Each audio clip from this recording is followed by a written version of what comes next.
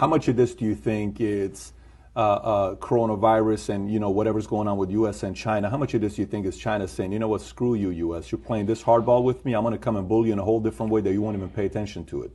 How much credibility do you give to that? 5%? 1%? I'm not going to answer that question, but I am going to answer the question in a different way. Because I'm Christian at heart and I like to think that nobody would want to kill people. I will say this much, and if you're listening, write it down.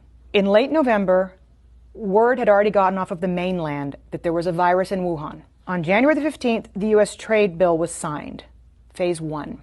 December the 15th. I had a whole month off, December the 15th.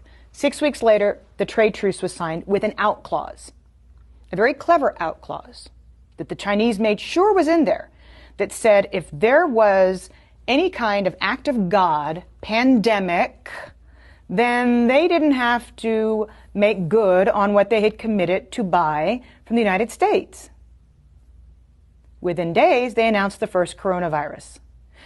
So, did the Chinese know damn well that this thing was running around the world for 6 weeks before they shut down Wuhan?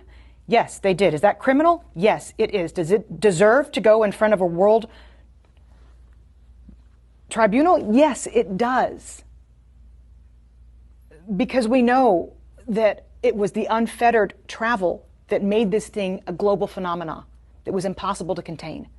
6 weeks they knew, but they wanted that out clause. And then they underreported what happened in Wuhan, which a toddler could tell you based on what happened in Italy, based on what's happened in Germany and in France and now in the UK with Boris Johnson in the ICU. There's no way in a city the size of New York, 11 million people, that there were so few cases. It's impossible with similar density to New York. So the World Health Organization should be held accountable for not holding China accountable to providing good, valid data so that the rest of the world could prepare for fewer people to die. And that's what you're talking about. To me, these are equivalents to acts of war on the part of China.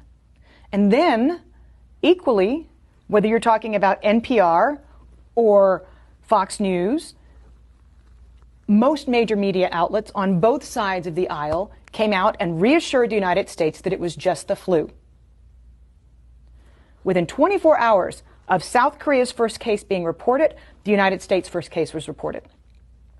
And what we did was dither. We sat on it for 6 weeks and tried to reassure the public that nothing was happening. Somebody should be held accountable for that, because somebody in the United States intelligence community has to have known what was truly going on in Wuhan. We don't have a CIA for nothing. And yet we told Americans for 6 weeks, while South Korea was testing everybody and shutting the country down, that it was just going to be the flu. So there are a lot of responsible bodies right now that have taken us to the point where we're at, inside the country and in China. And they need to be held accountable.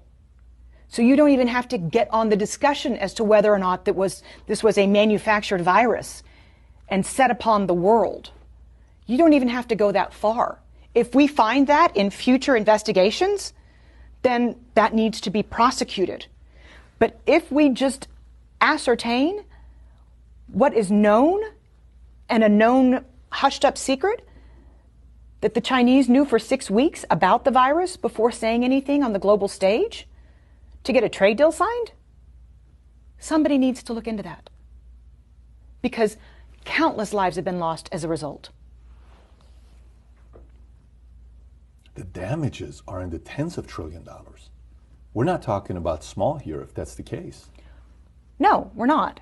And we're talking about people losing their family members, and we're talking about we're talking about suicides in the future, we're talking about economic hardship. All of this could have been mitigated had China been honest and had the World Health Organization made China accountable. Because at first they said it's not anything to worry about when the WHO first came out and said we don't need to stop everything. Let me ask you, who do you trust the least? Iran, Russia, or China? China. China's got more economic power. Because of that, or because they don't have a free press and because we can't really know what the hell is going on over there? Well, that's just a kicker, but you don't really know what's going on in Iran either. You had global satellite images in Iran showing mass graves. Iran underreported the same. And you can't tell me that in the cold of winter that Russia has as many cases as it's reporting. But at last check, China's 17% of global GDP. They can throw more money around than anybody else. And you just mentioned two of their allies, by the way. So that's why I asked it the way I did. And the largest contiguous land border on the planet, by the way, between Russia and China.